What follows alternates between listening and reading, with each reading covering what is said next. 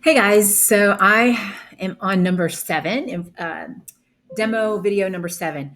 The vendor just sent us an invoice, and this specific vendor is a little different in that on the purchase order, we itemize the lines. So you can see two lines here, but the vendor invoice, which I have a copy of,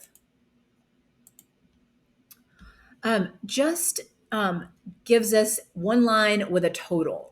So because of this, we configured this vendor, Landy, to be a header total only invoice.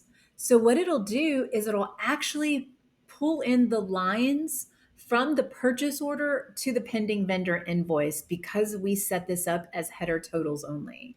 So let me show you how it works. Again, the vendor already sent the invoice in. I can go down into my received files if I'd like. I don't have to.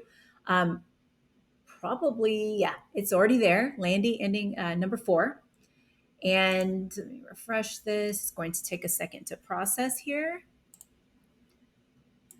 While that is processing, I'm going to set up our automations to see if I can't get this to run.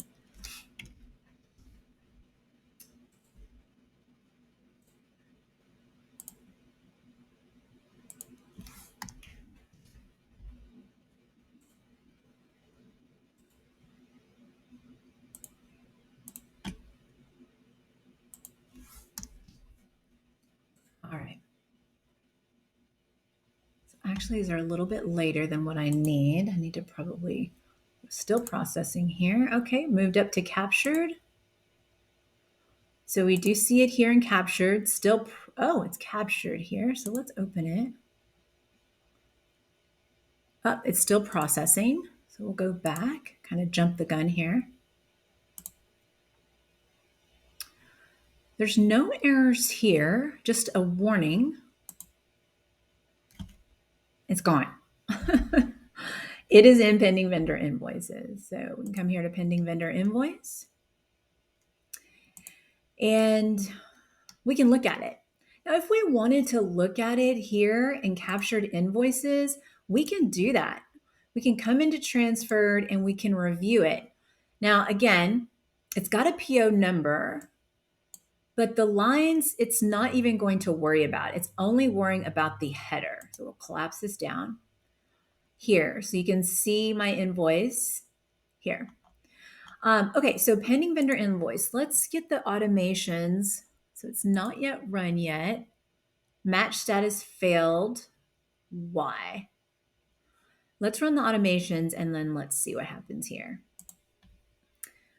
All right, let's check this out.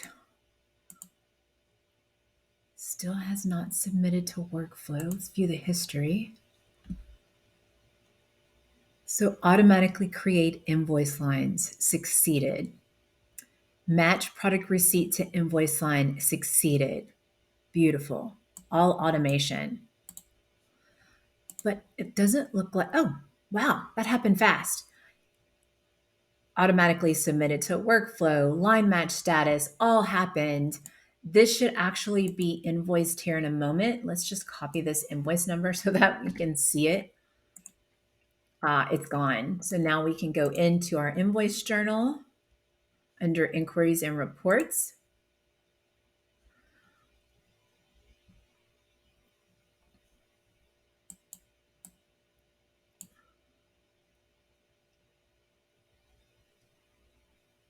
Oh, that's not good.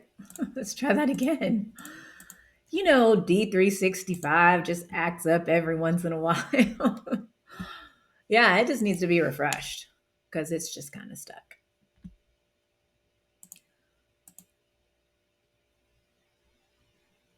I'm going to go to invoice journal, but let's see what options we have here, right? From the vendor invoice automation screen, looky there, invoice journal. We can always come back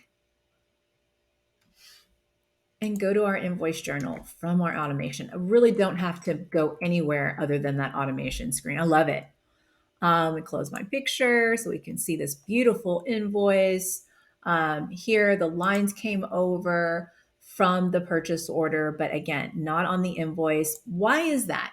Let's go back into the automation to really dig into why. So if we go back into transferred and we go here to Landy, notice it's a header only. Now this can be changed at any time. So what does that mean? If for whatever reason the procurement team says go ahead and match what we received to the invoice using the header or header only, then it won't really recognize any quantities. It'll pull in the receipt lines into the vendor invoice and tie it out that way so that it can post.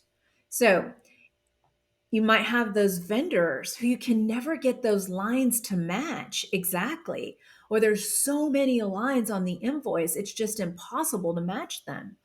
If that's the case, use the header only. It's a great solution, but again, you want to make sure that that's a trusted vendor, or maybe not even that. Maybe you just want to make that business decision for some of your invoices that you don't. I think it's great. You copy the lines from the actual receipt versus entering line by line on the vendor invoice. I think it's great. But it's definitely an option for you to have, because you can notice here that the lines don't even come over in the captured invoice. But it's beautiful functionality. Microsoft just has done a great job with this. Now we will get into reporting, because I'm sure everybody's wondering, what about the analytics behind all of this?